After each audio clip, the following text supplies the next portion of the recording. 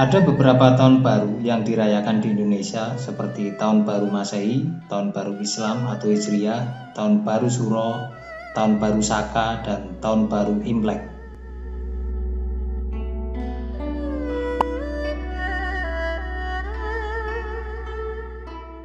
Imlek merupakan tradisi merayakan awal dari musim semi sekaligus perayaan Tahun Baru Penanggalan Tionghoa.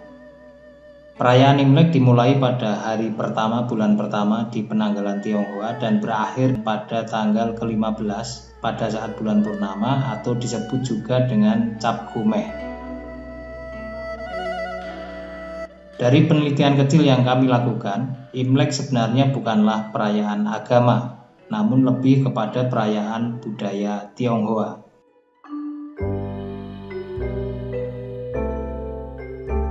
Jadi karena merupakan perayaan budaya, Tahun Baru Imlek tidak hanya dirayakan oleh agama tertentu saja. Orang keturunan Tionghoa beragama selain Konghucu misalnya, juga ikut merayakan Imlek.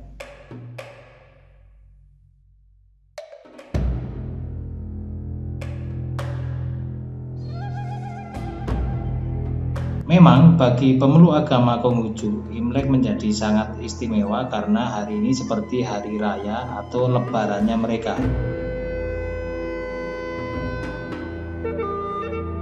Indonesia secara konstitusional mengakui Konghucu sebagai salah satu agama resmi selain Islam, Protestan, Katolik, Hindu, dan Buddha. Dulu Imlek sebenarnya tidak pernah dirayakan di Indonesia, terutama pada era Orde Baru, dan mulai dirayakan kembali setelah reformasi pada tahun 2000 saat Presiden Abdurrahman Wahid menjabat dan ditetapkan melalui keputusan Presiden nomor 19 tahun 2001 sebagai hari libur fakultatif dan menjadi hari libur nasional pada era Presiden Megawati Soekarno Putri pada tahun 2003.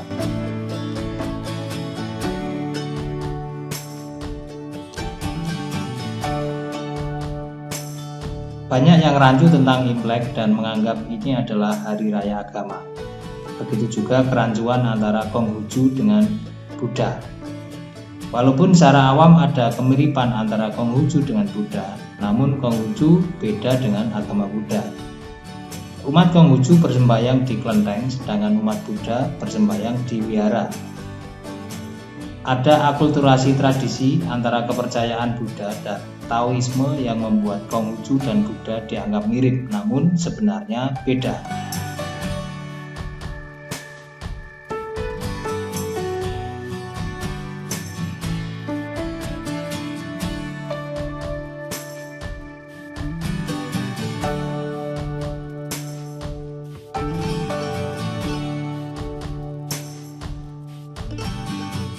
Kembali tentang Imlek, perayaan Tahun Baru Imlek tidak hanya dilakukan di Indonesia, namun juga di negara lain.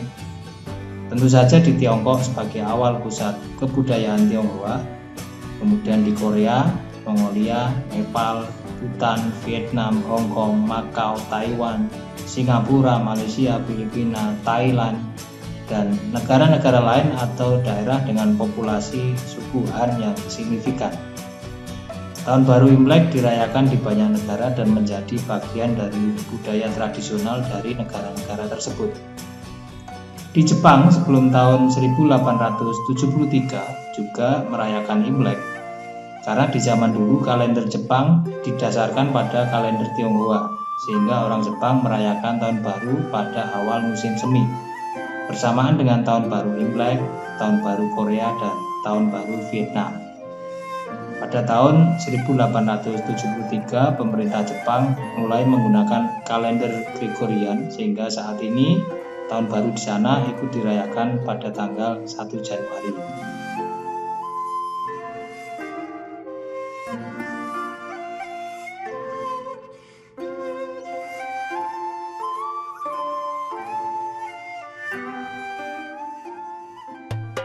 Ada persamaan antara budaya Tahun Baru Imlek ini dengan perayaan Hari Raya Idul Fitri di Jawa. Bukan pada ajaran agamanya, namun pada kebiasaan budaya memberi uang kepada yang lebih mudah. Di tradisi Tionghoa ini disebut angpao, sedangkan di Jawa ini disebut wisit. Selain itu ada juga persamaan pada makanan, di mana pada saat Imlek disajikan lontong cap gomeh, sedangkan pada saat Lebaran dihidangkan ketupat sayur. Keduanya sebenarnya tidak jauh dari sayur opor, namun hanya namanya saja berbeda.